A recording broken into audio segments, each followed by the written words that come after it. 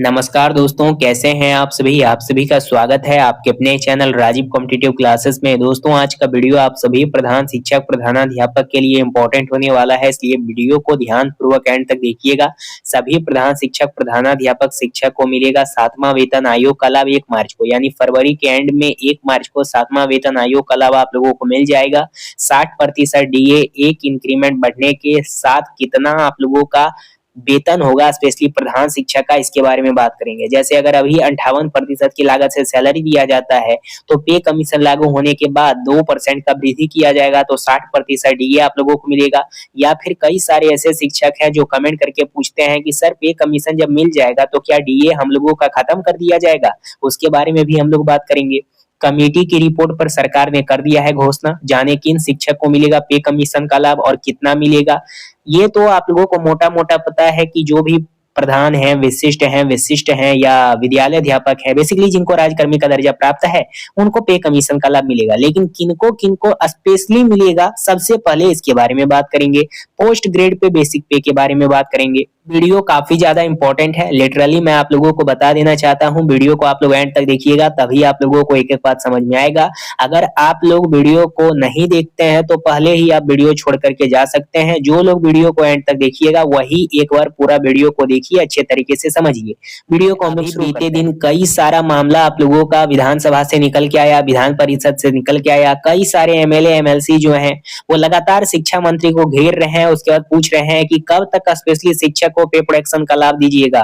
मतलब कई सारे जिलों में पे प्रोडक्शन का लाभ नहीं दिया जा रहा है, या कब तक उन्हें पे मैट्रिक्स लाभ दीजिएगा, पे कमीशन का लाभ दीजिएगा। काफी सारा मामला आप लोगों का चलाया जा रहा था, लेकिन इसी बीच आप लोगों का आर्टिकल पास किया जाता है। सबसे पहले भी बिहार सरकार के तहत तो घोषणा किया जा रहा था ना कि जब बिहार में 8 पे कमीशन इंप्लीमेंट करेंगे तब 7 पे कमीशन टीचर को दे देंगे। या फिर ये भी आप लोगों का कहा जा सकता था कि 8 पे कमीशन जब लागू होगा तब 8 पे कमीशन हम टीचर को दे देंगे, लेकिन ऐसा तो कहा नहीं गया। अभी भी सरकार के द्वारा वही बात आप लोगों का गोल गोल घुमाया जा रहा है कि 8 पे कमीशन जब लागू किया जाएगा बिहार में तो बाकी लोगों को, बाकी जो जिनको अभी पे कमीशन का लाभ मिला हुआ है उनको 8 पे कमीशन, और जो टीचर है उनको यहाँ पे 7 पे कमीशन। इतना ज्यादा टीचर ही यहाँ पे ये है। तो सबसे पहले आर्टिकल में क्या है सो समझिए। 2027 के मध्य से मिला 8वां वेतन आयोग। नियम के अनुसार 8वां वेतन आयोग की अनुशंसाएं का लाभ सरकारी सेवाओं को 1 जनवरी 2026 से मिलना संभावित है, यानी कि मिल चुका है। हालांकि केंद्र सरकार को अभी रिपोर्ट प्राप्त नहीं हुई है। केंद्र सरकार को अभी आयोग की रिपोर्ट प्राप्त नहीं हुई है। परंपरा के मुताबिक केंद्र में 8वां वेतन आयोग की अनुशंसाएं 1 जनवरी 2026 से प्रभावी मानी जाएगी, जबकि इसकी रिपोर्ट 2027 के मध्य से पहले आने की संभावना नहीं है। इसी समय नए वेतनमान की घोषणा होने का अनुमान है। अब सबसे पहले देखिए, नए वेतन की जहां तक बात है तो इसका घोषणा पहले ही कर दिया गया। कब किया गया था? 1 जनवरी को किया गया था। उसमें जो आसाम राज्य है वो सबसे पहले अपना जो 8 पे कमीशन है वो अपने स्टेट लेवल पे इंप्लीमेंट कर दिया, ठीक है, क्योंकि केंद्र सरकार के तहत लागू हो गया। लेकिन जो रिपोर्ट, पूरा इसका कच्चा मसौदा जो तैयार होता है और उसका जो रिपोर्ट आता है वो कम से कम साल भर लग जाता है, यानी 27 के मध्य तक लग ही जाएगा आने में। और जब वो आएगा तब पूरे इंडिया में अलग अलग स्टेट के जो सीएम्स होंगे उनको कहा जाएगा तो वो करेंगे, या फिर अभी भी कर सकते हैं, ठीक है। अगर केंद्र से पास कर दिया गया है तो जो राज्य सरकार है, अगर उनका मन में ये इच्छा है कि हम अपने जो भी कर्मचारी हैं उनको अपने स्तर से पे कमीशन का लाभ दें तो वो अपना दे सकते हैं अपने बजट के हिसाब से। लेकिन बिहार सरकार के तहत दिया गया है, ऐसा बात नहीं है, बिहार सरकार के तहत दिया गया है। 7 पे कमीशन दिया गया 2017 में ही, लेकिन 8 पे कमीशन की जहां तक बात है तो अभी इसमें लेट लगेगा। और साथ ही साथ जो शिक्षक हैं उनको 7 पे कमीशन का लाभ नहीं दिया गया है, शिक्षक को वंचित रखा गया है। बस ये कह करके कि 8 पे कमीशन जब इंप्लीमेंट होगा तब हम आप लोगों को 7 पे कमीशन दे देंगे, स्पेशली टीचर्स के लिए, वो भी बिहार में। अब यहाँ पे बात निकल के आती है कि सर आसाम राज्य वाले क्यों कर दिए हैं? आसाम में इतना क्या हो गया है कि वो अपना स्टेट का जो राज्य कर्मचारी है उनको दे दिया गया है। तो वहां पे 26 में आप लोगों का इलेक्शन है। इलेक्शन को देखते हुए कई सारे राज्य स्तरीय जो वहां पे मौजूद हैं, स्पेशली मैं शिक्षक की बात करूंगा तो उनको भी पे कमीशन का लाभ दे दिया गया एक तरह से वोट बैंक बनाने के लिए। लेकिन दिया तो है। अगर बिहार में भी रहता इलेक्शन और इलेक्शन से पहले अगर केंद्र सरकार के तहत 8 पे कमीशन इंप्लीमेंट कर दिया जाता तो आप लोगों को खुश करने के लिए बिहार सरकार पे कमीशन पास कर देती, लेकिन क्यों नहीं किया? क्योंकि उस समय केंद्र सरकार में 8 पे कमीशन पास नहीं किया गया था, बस आपको अटका के रखा गया। अटका के क्यों रखा गया? कि अभी तो पास किया नहीं गया है, जब किया जाएगा तब कर देंगे, और जब किया गया तो फिर अटका दिया। बोला गया कि अभी बिहार में इंप्लीमेंट होगा जी, तब हम आप लोगों को दे देंगे, स्पेशली जो टीचर्स हैं उनको पे कमीशन का लाभ। लेकिन दिया गया? नहीं दिया गया। शिक्षा मंत्री का कुछ अलग ही आश्वासन आता है, मुख्यमंत्री का कुछ अलग ही आश्वासन आता है, बाकी जो मंत्रिमंडल है उनका कुछ अलग ही आश्वासन आता है। इस सरकार पर किस प्रकार से बोझ बढ़ेगा सो देखिए। बिहार में 7वां वेतन आयोग का लाभ लगभग 3.5 लाख सरकारी सेविकाओं मतलब सेवकों और करीब 4 लाख पेंशन भोगियों को मिला था। 7वां वेतन आयोग, वर्तमान में सरकारी कर्मियों की संख्या में काफी वृद्धि हो चुकी है। ऐसे में 8वां वेतन आयोग के लागू होने पर राज्य के खजाने पर बोझ भी पहले की तुलना में अधिक पड़ने की आशंका है। हालांकि राज्य सरकार पर अनुशंसाएं लागू करने की कानून बाध्यता नहीं है, लेकिन एक बार 7वां वेतन आयोग को लागू करने के बाद पीछे हटना सरकार के लिए आसान नहीं होगा। अब ये भी बात आप लोगों का सही है, तो नीतीश सरकार के पास क्यों बोझ पड़ रहा है इनका खजाना में, और स्पेशली टीचर के लिए ही पड़ रहा है, बाकी भी तो शिक्षक हैं। 7.5 लाख के अलावा इनके जो राज्य में अंडर है कई सारा विभाग है, उसमें कई सारे पदाधिकारी आते हैं, कई सारे यहाँ पे सेविका आते हैं या फिर जो पेंशन भोगी हैं उनको मिलेगा, लेकिन टीचर को नहीं मिलेगा। स्पेशली इसमें 3 कैटेगरी वाले टीचर, विद्यालय अध्यापक, विशिष्ट वाले, HMST वाले अभी अभी पास करके आए हैं, इनको नहीं मिलेगा, लेकिन बाकी के लिए है, इनके लिए नहीं है। क्यों बिहार सरकार ऐसा कर रही है? क्या बिहार को डेवलप नहीं किया जा सकता है केंद्र सरकार के द्वारा? क्या केंद्र सरकार के तहत विशेष राज्य का दर्जा इसे नहीं मिल सकता है? वो भी कोalition गवर्नमेंट होते हुए भी स्पेशली टीचर के साथ ही ऐसा क्यों होता है? बाकी अधिकारी जो है समान काम के बदल उन्हें समान वेतन दिया जा रहा है, लेकिन जो टीचर्स हैं उनको समान काम के बदल समान वेतन नहीं मिल रहा है। ये कैसा बात हुआ?